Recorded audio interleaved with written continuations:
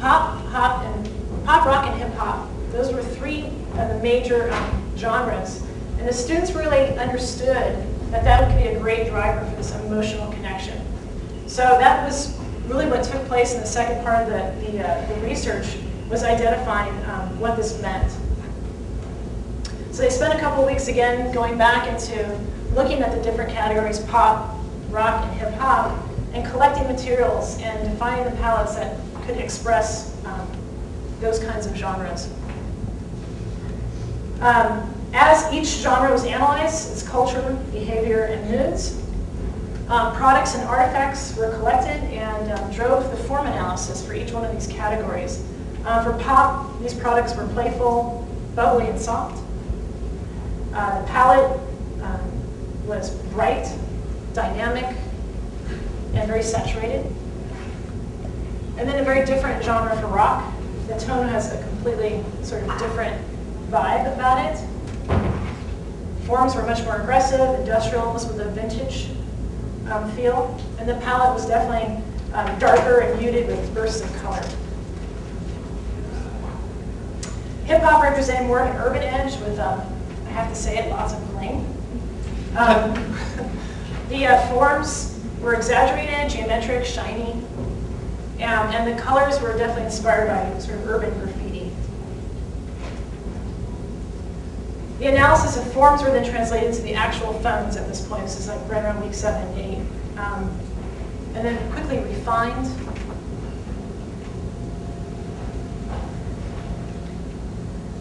And the team made the decision to pick one specific form and apply 3 different skins to target the 3 different audiences of this particular youth market. And then the final results. Each phone had a common chassis. It included an integrated speaker to emphasize the emotional needs of the user, music. So that was a big driver for their form and function development. And you can see the connection between the original thinking. This is, again, the beginning of the process, end of the process. Rock. And hip hop.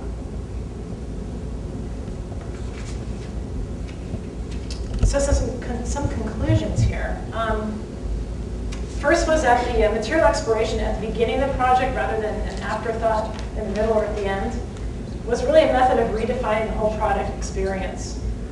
Developing color material palettes can visualize consumer need and emotional values. I'll bring this up again in a little bit. Materials-based storytelling becomes the driver in creating an emotional connection between the product and its user. The process produces design language that is directly connected to the emotional values of the end user. Many comments from both internally from our educational leadership and from Samsung said that this particular class had the best form development that they had seen in a long time. It really hit the needs of the brief, so that was quite inspiring to hear that kind of feedback. Perfect, okay. I want to shift into a couple other things here. I want to talk a little bit about this last year, where we've been, and what I'm calling the evidence for change. You've got our faculty here that are actually doing this stuff, teaching these courses. Dan and Penny, you'll hear from them next, teach a course in illumination, materials exploration with Christina Costella. I'm teaching a class with Liliana Becerra on color materials and trends. So we're starting to sort of see this type of experience build up here. We also are seeing students who have a real interest in the field of color material design. In fact, there's a few color material designers here right now today, which I'm glad they're joining us.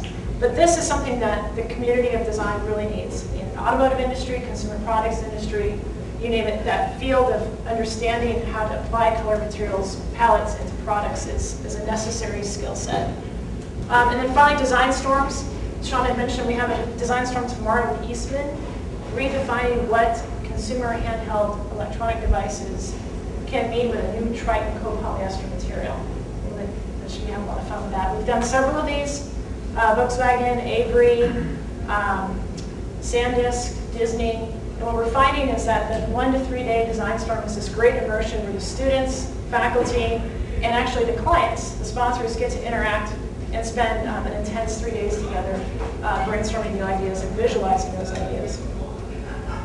I also want to point out, getting back to the color material boards here, I saw a great surprise at midterm in the Scion-sponsored project. And what I saw was that there was all these great palettes, very similar to Samsung, that were representing and up on the walls with the research and the design development and the thinking. And I cannot tell you how the students' ideas were really brought to life by the support of these material palettes. So it's something I'm hoping that every project we're seeing more and more of this happening.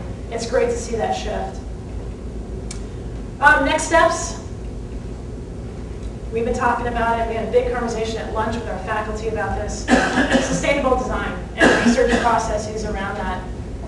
We've got faculty, here, Hydran's been running this Design for Sustainability course for a couple of years now. That's been on its way. She's now co-teaching with Frido Meiser on the Design for Sustainability 2, which is offered to everybody next term, which is now the studio side, the applied side, and they're doing some very interesting exercises, like I believe carrying your trash around for a week, right? Understanding your own consumerism.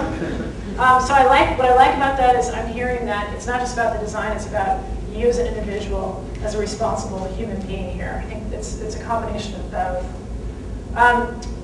The Environmental Design Department has a constant ongoing onslaught of sustainable design studios. I know James Mraz has one this term.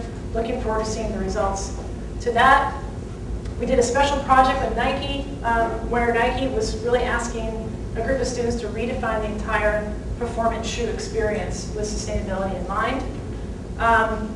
And we now this fall have a course on biomimicry coming here. So those that are interested in applying nature to design, that would be a course that you definitely want to take. And I want to end with a quote that came from Chris Bangle, right there, from the first Sustainability Summit. It's something that really hit me. I talk about it all the time.